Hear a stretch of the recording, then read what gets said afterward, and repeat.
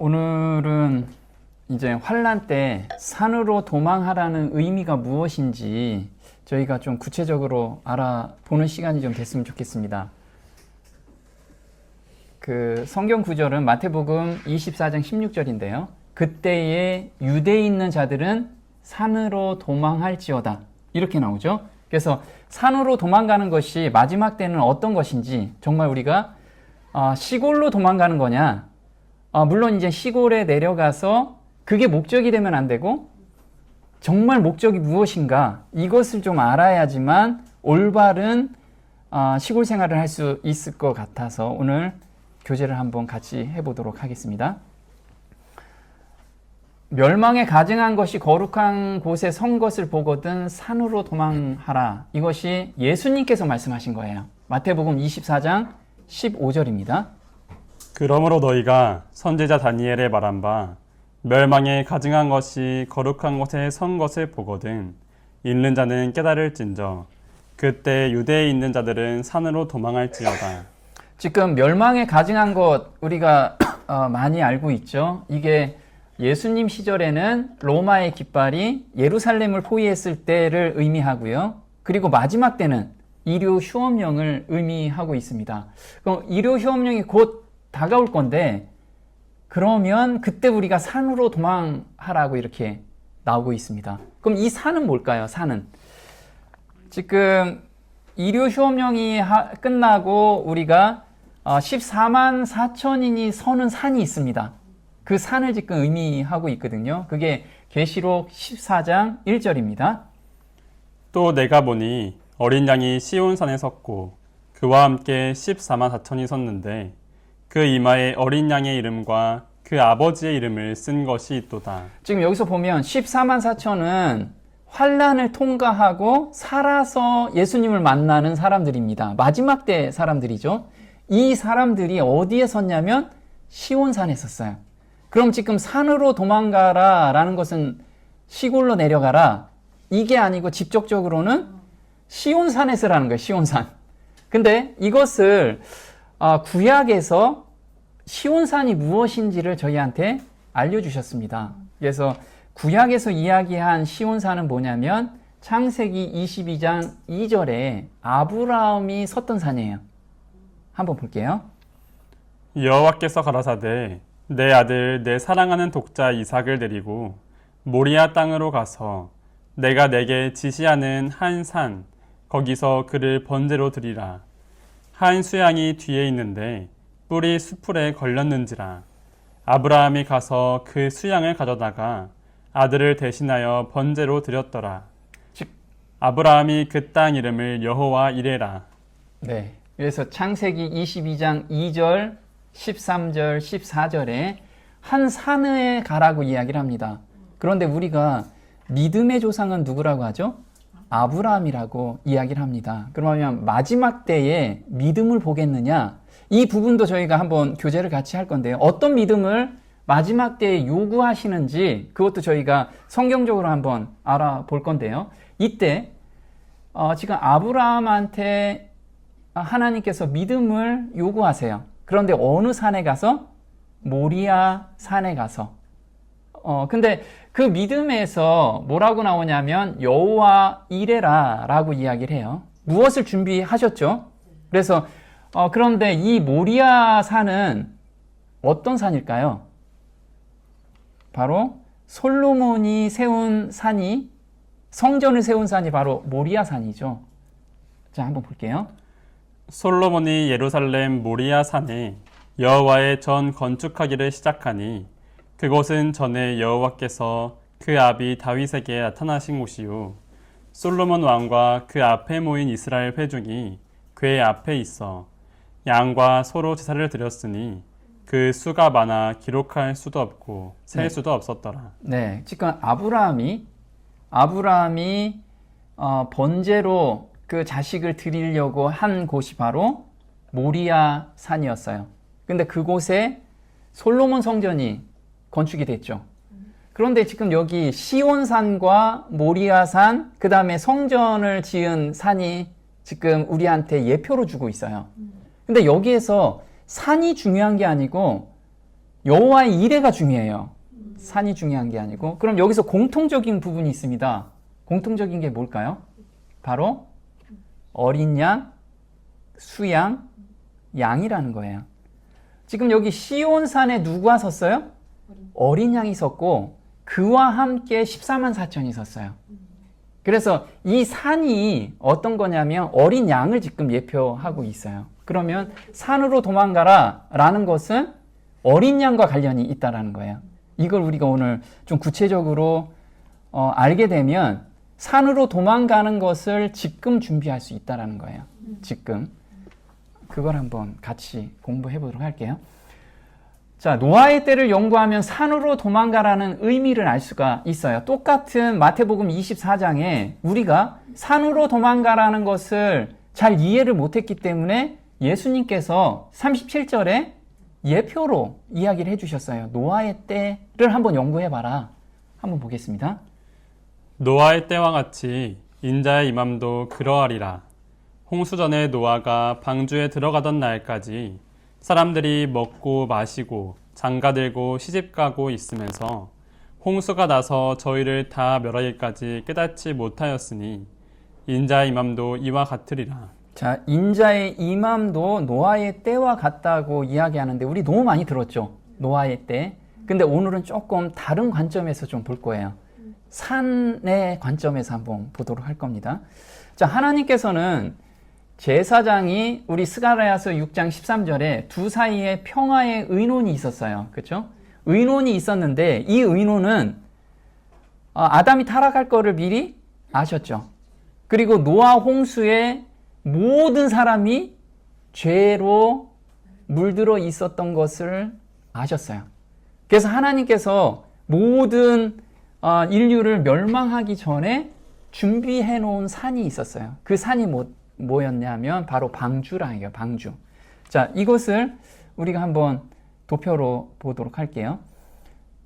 창세기 6장이 노아 방주 이야기를 하고 있습니다. 지금 노아 방주 간단하게 보면요. 창세기 6장 11절에 폐계와 강포가 땅에 충만했어요. 충만하다라는 것은 가득 찼다라는 거죠. 지금 우리도 충만한가요? 네, 이 땅이 충만해요. 우리하고 지금 노아의 때하고 똑같다라고 이야기를 해요. 그러면 충만했을 때 하나님의 성령이 더 이상 함께 거할 수가 없었어요. 왜 거할 수가 없었냐면 다 거부하기 때문에. 그게 창세기 6장 3절인데 이때 하나님의 신이 떠나는 것을 모든 사람이 육체가 되었다라고 이야기를 해요. 그럼 우리도 육체가 될 수 있죠. 성령이 떠나면 다 육체가 되는 거예요. 그러므로 하나님께서는 이제 모든 생물들을 다 멸하겠다. 이제 작정하신 거예요. 그죠? 그래서 끝날을 이야기해 주셨어요. 이게 창세기 6장 13절입니다. 근데 놀랍게도 이제 멸망을 할 거야. 이게 창세기 6장 13절인데 그 다음 절 14절에는 하나님께서 방주를 만들라고 이야기를 하십니다. 그러면 세상이 끝날 걸 정하고 나서 하나님께서는 그 다음에 피할 곳을 마련해 주신 거예요. 우리 모리아산에서 이제 이삭을 죽이려고 보냈잖아요. 그런데 하나님께서 미리 무엇을 준비했냐면 숫양을 준비하셨어요. 이 숫양이 바로 방주라는 거예요. 여호와 이레라는 거죠. 그래서 그 기간을 얼마나 주셨냐면 120년을 주신 거예요. 그러면 지금 우리가 앞으로 인류 휴업령이 떨어집니다.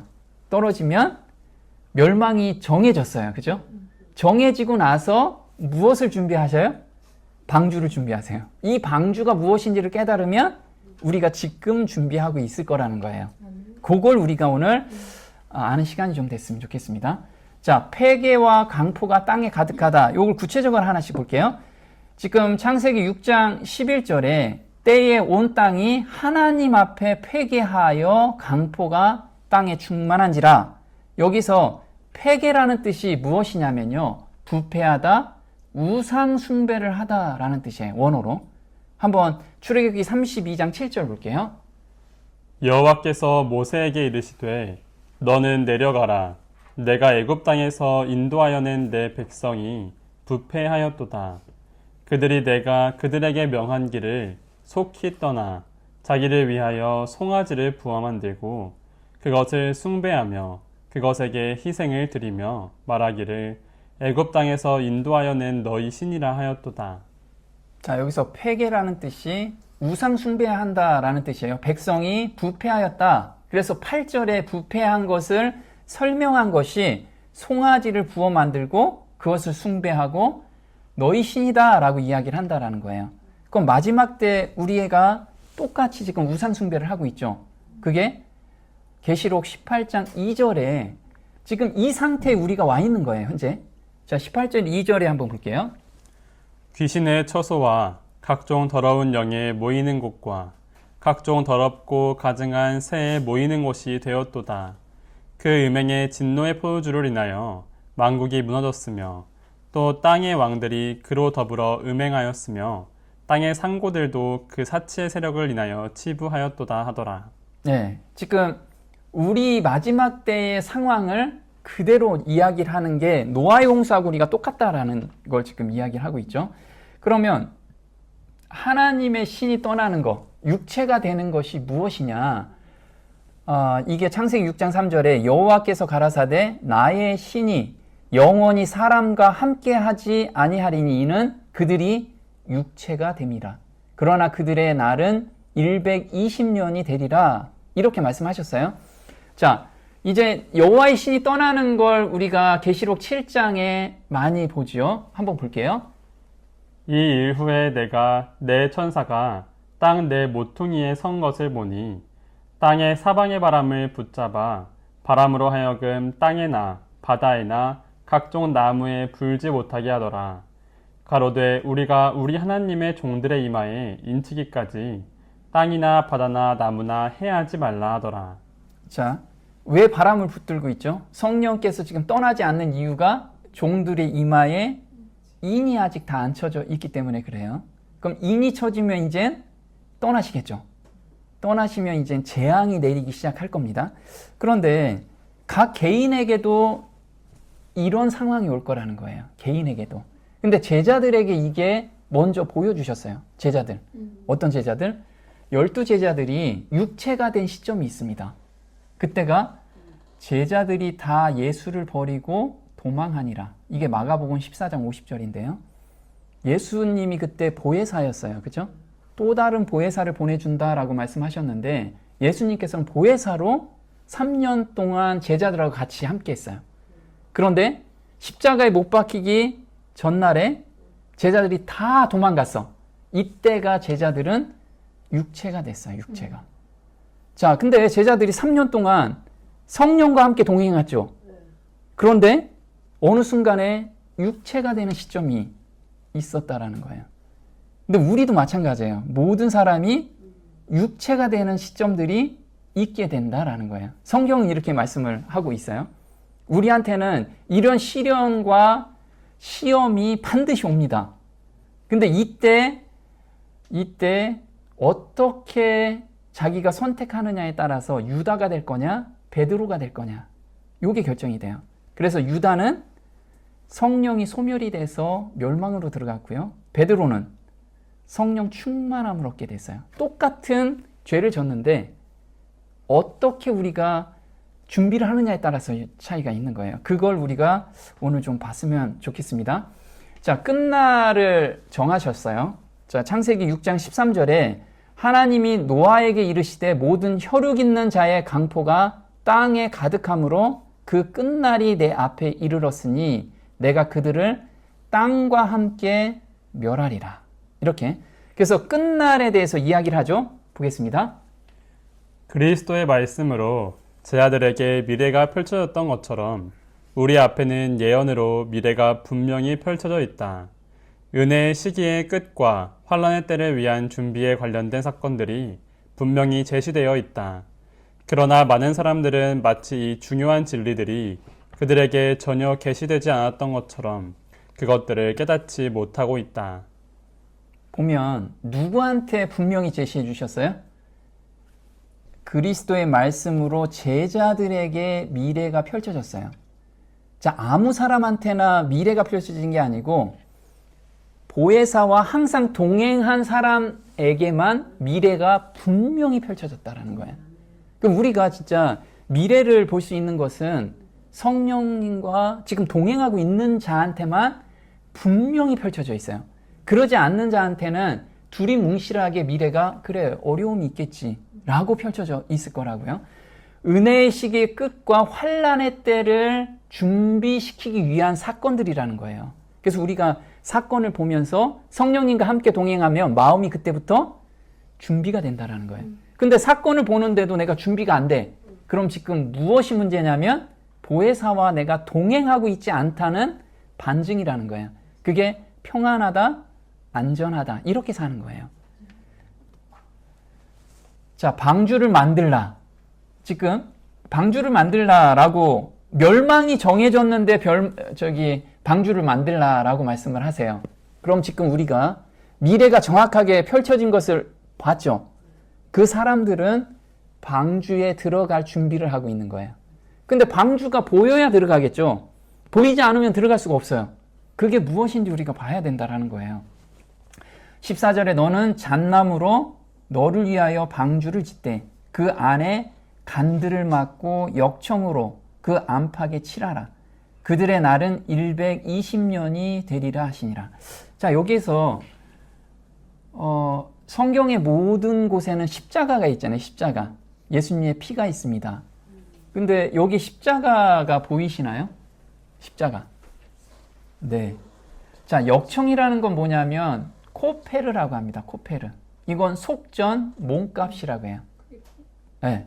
근데 칠하다, 이 칠하다라는 게 카파르라고 합니다. 이게 속죄하다, 가리다라는 뜻이에요. 그래서 대용물을 드림으로 속죄하다. 그래서 내 죄값을 사다라는 뜻이 카파르라는 뜻이에요. 그래서 방주에는 무엇으로 다 도배를 했어요? 네, 이 역청을 가리키는 것이 뭐냐면 예수님의 피로 도배한 거예요. 그래서 사실 그 방주는 아까 예수님이라고 말씀을 했죠. 어린 양을 같이 생각을 해야지만 방주가 풀리고 그 방주가 산이라는 거예요. 산. 그래서 이사야서 6장 7절에 그것을 내 입에 대며 가로되 보라 이것이 내 입에 닿았으니 내 악이 제하여졌고 내 죄가 사하여졌느니라. 카파르가 사하여졌느니라. 우리가 사하여진. 그럼 사하여지다라는 것이 도말받다라는 뜻이에요. 도말받다. 그래서 우리가 방주에 들어간다라는 건 죄가 도말받는 경험을 의미를 해요. 자, 그러면 죄가 도말받는 시점이 있죠. 온전히 도말받는 시점. 이때가 대속죄일입니다. 대속죄일. 이게 레위기 23장 27절 볼게요. 7월 10일은 속죄일이니 너희에게 성회라. 너희는 스스로 괴롭게 하며 여호와께 화제를 드리고 이 날에는 아무 일도 하지 말 것은 너희를 위하여 너희 하나님 여호와 앞에 속죄할 속죄일이 됨이니라. 여기서 보면 죄가 도말받는 날은 바로 대속죄일이라는 거예요. 그러면 방주에 들어가는 경험은 대속죄일의 경험적 신앙을 지금 하고 있는 자만이 방주에 들어가고 산으로 간다라는 거예요. 자, 출애굽기 12장 22절에 한번 볼게요. 너희는 우슬초 묶음을 취하여 그릇에 담은 피에 적시어서 그 피를 문 인방과 좌우 설주에 뿌리고 아침까지 한 사람도 자기 집 문 밖에 나가지 말라. 지금 피를 바르고 나서 사는 사람들은 집 문 밖에 나가지 않는 자들이에요. 우리가 거듭났다라고 이야기하지만 내 맘대로 살면 반드시 죽게 돼 있어요. 예수님 안에 내가 들어와 있지 않으면, 안에 들어와 있는다라는 게 뭐죠? 죄에 빠졌을 때 회개하고 빨리 예수님께 전가하는 거. 이게 예수님 안에 있는 자다라는 거죠. 자, 근데 120년이라는 종말을 선포하시고 깨닫는 자들이 준비하는 기간을 주셨는데요. 요게 예레미야서 5장 24절에 이렇게 나옵니다. 또 너희 마음으로 우리에게 이른 비와 늦은 비를 때를 따라 주시며 우리를 위하여 추수 기한을 정하시는 우리 하나님 여호와를 경외하자 말하지도 아니하니 너희 허물이 이러한 일들을 물리쳤고 너희 죄가 너희에게 오는 좋은 것을 막았느니라. 지금 하나님께서는 이른 비와 늦은 비를 주시려고 해요. 근데 그걸 때를 따라서 주신다라고 이야기를 하죠. 늦은 비를 받을 때 우리는 죄가 도말됩니다. 그럼 지금 이른 비를 받고 죄의 온전한 용서의 경험을 하는 자만이 도말받는 경험을 받아요. 그런데 우리가 그것을 등한히 하는 것을 뭐라고 하냐면 여호와를 경외하자 말하지도 않는 것. 이것을 하는 것은 무엇 때문에? 죄가 너희에게 오는 좋은 것을 막았느니라. 내가 회개하고 싶은 마음이 별로 없어요. 세상이 너무 좋아서. 이런 사람들을 의미한다라는 거예요. 그게 우리가 지금 그 모습이지 않느냐. 우리가 돌아봐야 된다라는 거죠. 자, 여기서 보면 제가 지금 계속 말씀드리는 게 방주는 산이고 또 언약궤가 하나가 추가가 됐어요. 왜냐하면 방주를 영어로 뭐라고 하냐면 아크라고 합니다. 아크. 이게 베드로전서 3장 20절에 이렇게 나옵니다. 그들은 전에 노아의 날 방주 예비할 동안 하나님이 오래 참고 기다리실 때에 순종치 아니하던 자들이라.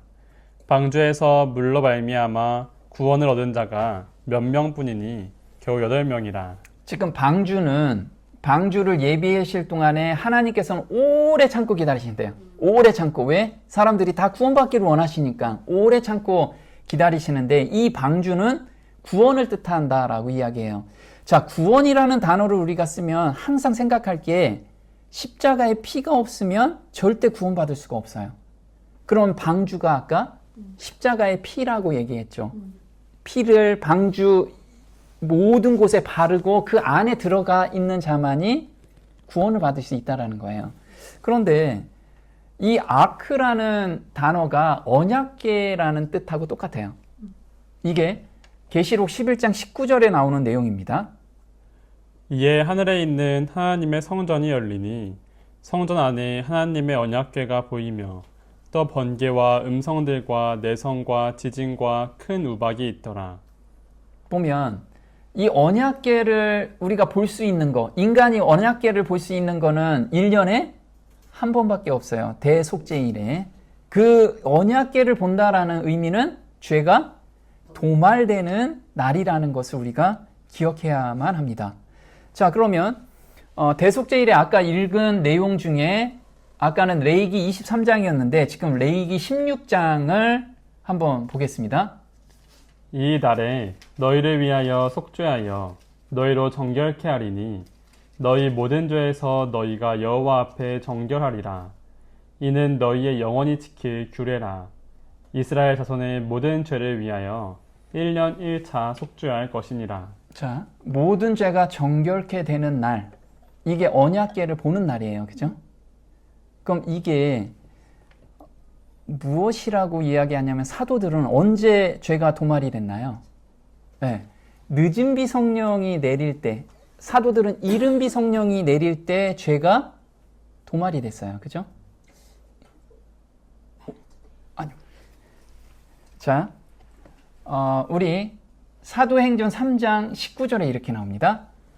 그런즉 너희는 회개하고 회심하라.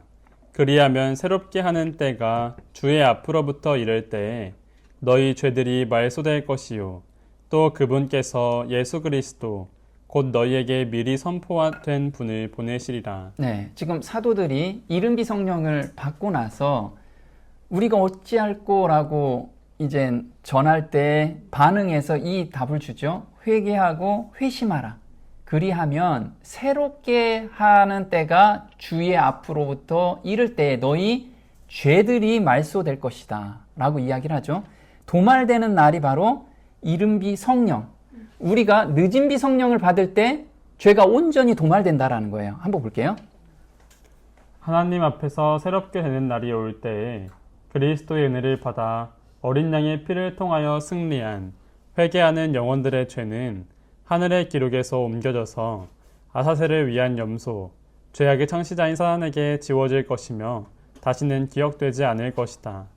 지금 다시는 기억되지 않는다. 이게 죄가 도말되는 시점이죠. 근데 하나님 앞에서 새롭게 되는 날, 이게 늦은 비 성령이 충만히 내렸을 때 우리가 이 경험을 할 때가 바로 방주에 들어가는 날이라는 거예요. 그럼 방주가 들어가는 게 산속으로 들어가는 게 아니고 무엇을 받는 거? 늦은 비를 받는 것을 우리가 오늘 준비하는 사람만이 온전히 방주에 들어갈 수 있다라고 지금 말씀을 하고 있죠. 자, 노아는 120년 동안 구원의 방주를 완성해 갔어요. 근데 이 구원의 방주가 아까 늦은 비 성령이라고 그랬어요.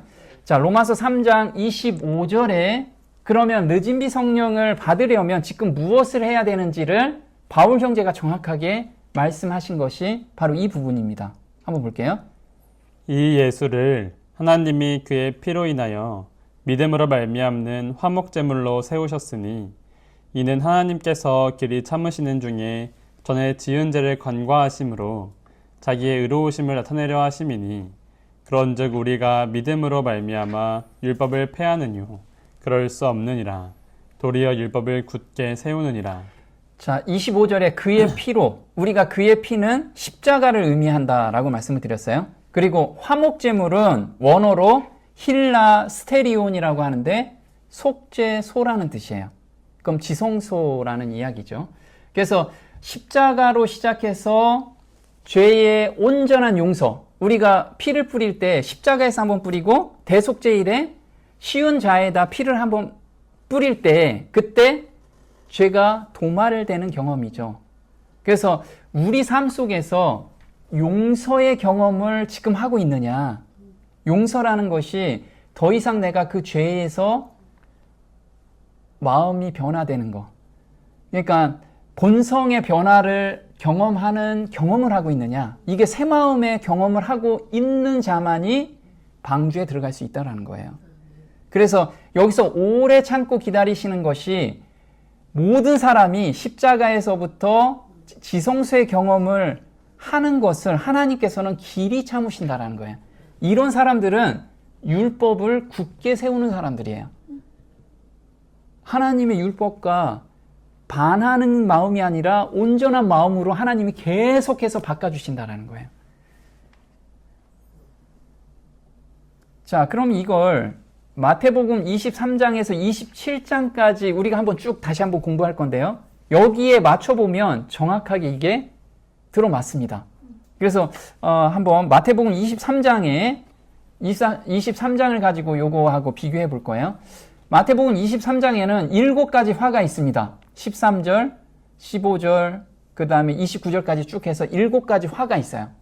우리 나팔 불 때 무슨 재앙이 있죠? 7가지 화가 있죠. 그 화가 여기에서 미리 보여주셨어요. 그래서 우리가 마태복음 23장에서 27장까지 쭉 풀어보면 계시록이 한눈에 쫙 풀리게 돼요. 우리 이것도 한번 23장부터 27장까지 그리고 계시록하고 우리가 한번 같이 풀어보는 시간도 가져보도록 할 거예요. 자, 그리고 마태복음 23장에 육체가 돼서 성령이 떠나는 무리를 예수님께서 말씀하세요. 이 무리가 누구냐면 바로 외식하는 자들. 성령이 없는 자들은 그리고 육체가 된 자들은 다 외식에 빠져 들어가더라 이거죠.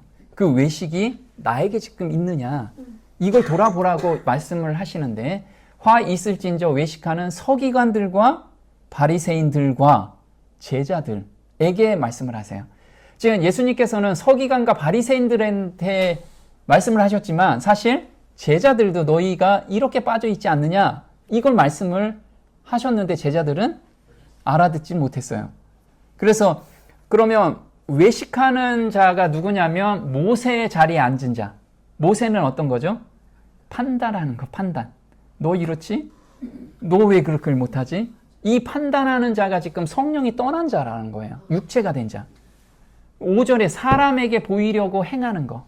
착한 일을 하는데 사람에게 보이려고 하는 거. 그리고 상석에 앉고 선생 칭함을 좋아하는 거. 그리고 외식과 불법이 가득한데 그걸 숨기고 있는 거. 이것이 바로 육체가 된 사람의 행동이라는 거죠. 자, 끝날을 정하셨어요. 그래서 마태복음 23장 38절에 보라 너희 집이 황폐하여 버림바 되리라. 이게 예루살렘의 멸망에 대해서 말씀을 하세요. 마태복음 23장에 이걸 말씀하시고 마태복음 24장에 구체적으로 끝날에 대해서 말씀을 하고 계시는 거죠. 제자들이 물어봐서. 자, 근데 방주에 타는 것을 놀랍게도요. 창세기 6장 13절에 끝날에 대해서 쓸어버리겠다라고 말씀하시고 14절에 방주를 만들라고 말씀을 하세요. 그런데 오늘 한번 마태복음 23장을 쭉 읽어보시면요. 38절에 너희 집이 황폐할 거다라고 말씀을 하시고요. 바로 39절에 뭐라고 나오냐면 이렇게 이야기합니다. 내가 너희에게 이르노니 이제부터 너희는 찬송하리로다. 주의 이름으로 오시는 이여 할 때까지 나를 보지 못하리라 하시니라. 너희 집이 황폐한다라고 하는데 예수님께서는 찬송하래요. 오, 놀랍죠? 찬송하라는데 여기서 또 뭐라고 하냐면 나를 보지 못하는 것을 찬송하래요. 이게 뭘까요? 나를 보지 못하는 거, 예수님을 보지 못하는데 왜 찬송이 나올까요? 자, 보지 못하는 것은 요한복음 16장 7절에 이렇게 나옵니다. 내가 떠나가는 것이 너희에게 유익이라. 내가 떠나가지 아니하면 보혜사가 너희에게로 오시지 아니할 것이요. 가면 내가 그를 너희에게로 보내리니 의에 대하여라 함은 내가 아버지께로 가니 너희가 다시 나를 보지 못함이요. 자, 나를 보지 못하는 건 무엇을 주기 위해서? 성령을 주시고 의로 살 수 있게끔 우리한테 의를 부어 주시기 위해서. 그래서 이때 성령의 충만함을 받으면 너희들이 이른비 성령을 받으면 이렇게 된다라는 거예요. 방주에 들어가는 것은 바로 이른비 성령을 받는 거고 마지막 때는 늦은비 성령을 받는 것을 말씀을 하고 계세요. 그래서 방주는 곧 임하시는 성령을 받는 것. 너무 감사가 되지 않아요? 지금 우리가 이 경험 가운데 들어가 있는 자들은 방주 타고 있는, 지금 준비를 하고 있는 거예요. 자, 그런데 똑같이 사단에 사로잡혔는데 우리는 다 사단에 사로잡혀 있죠. 우리 하루 중에서도 육체가 될 때가 너무 많잖아요. 그런데 방주에 탄 자가 베드로고 타지 못한 자가 유다예요. 둘 다 똑같이 사단에 지금 잡혀 있습니다. 왼쪽에는 지금 닭이 울고 있는데 베드로가 지금 괴로워하고 있죠. 지금 유다는 돈을 던지고 지금 괴로워하고 있어요. 똑같이 괴로워하고 있습니다. 자, 서로 육체가 되는데 육체가 된다라는 건 사단에 사로잡혔다라는 뜻이에요. 누가복음 22장 3절에 12 중 하나인 가롯인이라 부르는 유다에게 사단이 들어갔어요. 그러면 베드로는 사단이 안 들어갔나요? 자, 베드로는 누가복음 22장 31절에 시몬아 보라 사단이 밀 까부르듯 하려고 너희를 청구하였대요. 사단이 지금 누구를 잡고 있어요? 베드로의 목을 딱 잡고 있어요. 둘 다 사단에게 딱 잡혀 있는 상태라는 거죠.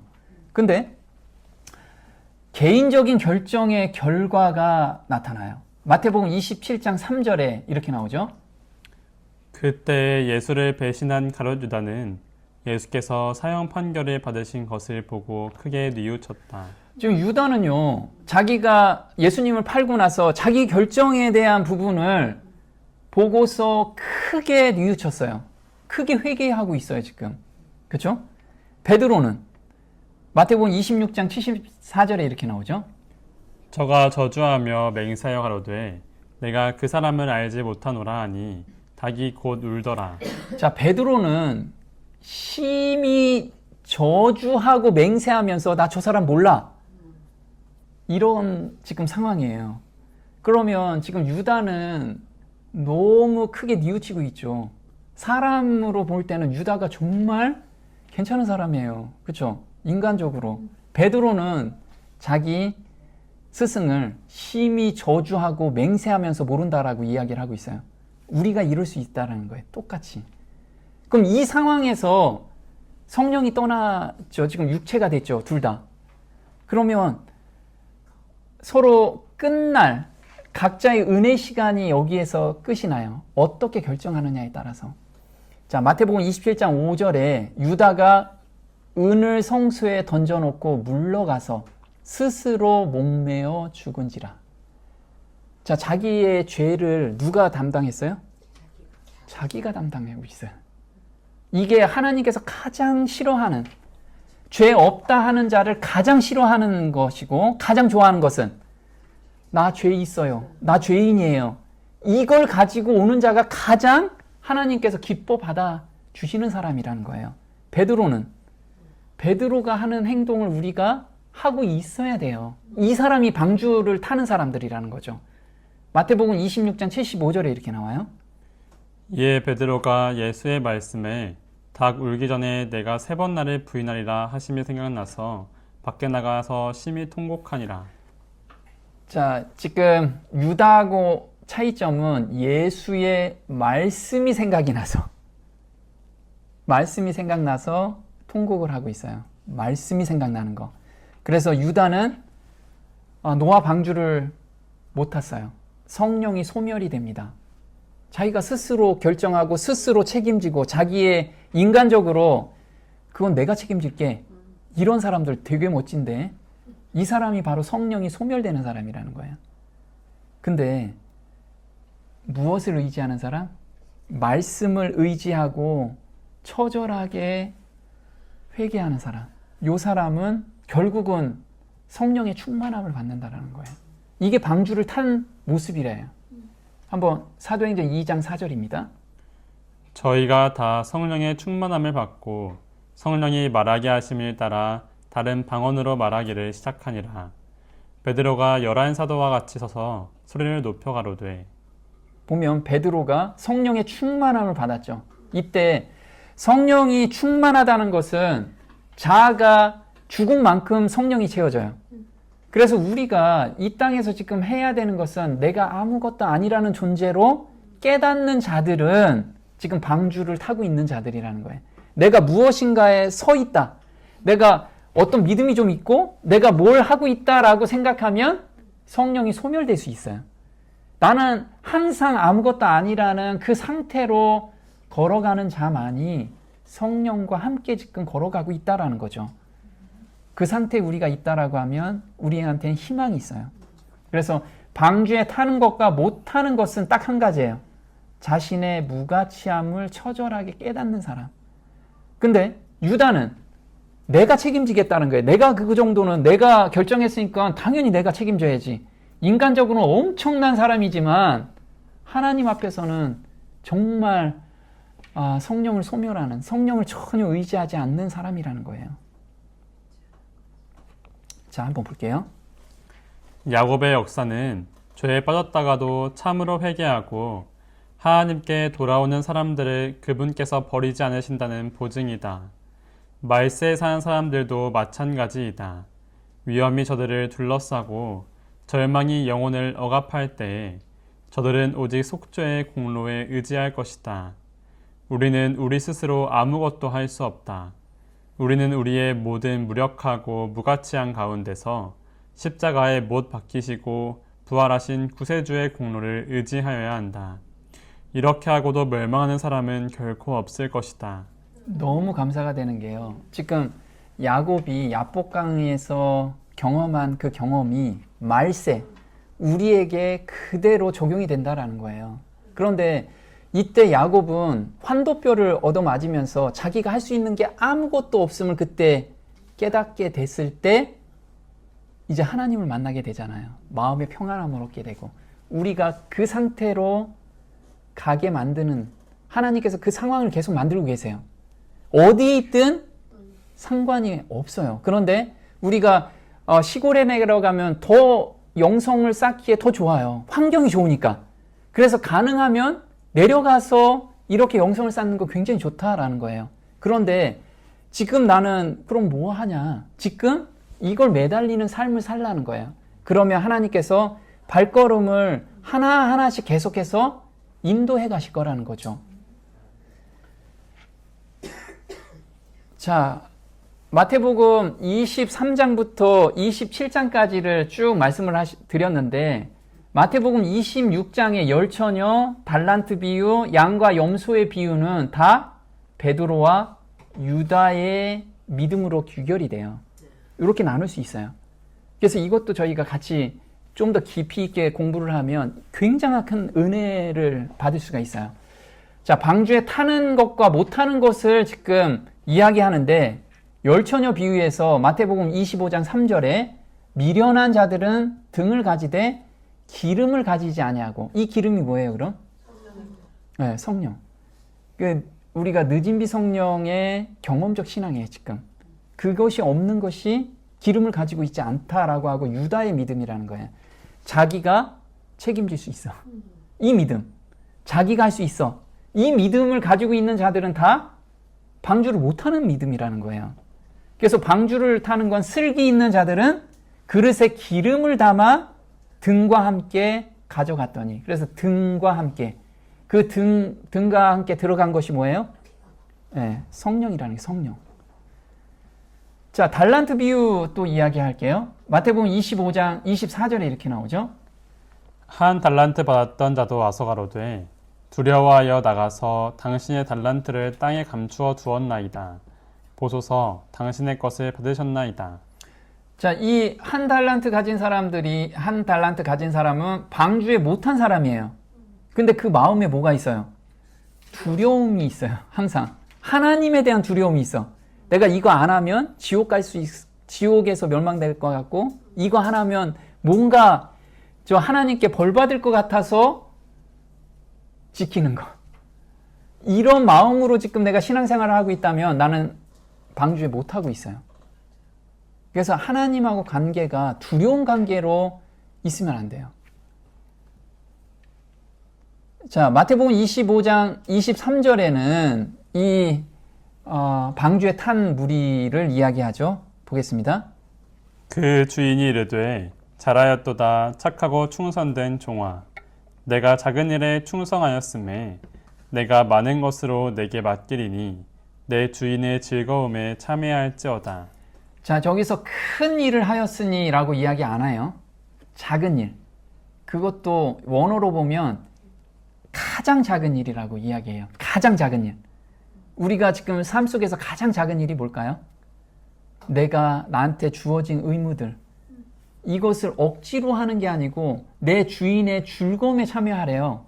그럼 지금 즐거움에 참여하지 않는 자는 이때 어느 날 갑자기 내가 즐거움에 참여 못해요.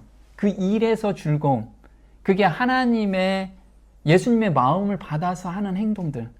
이 즐거움에 오늘 사는 사람을 의미하고 있다는 거예요. 자, 양과 염소입니다. 또 양과 염소는 이렇게 이야기하죠. 마태복음 25장 42절입니다.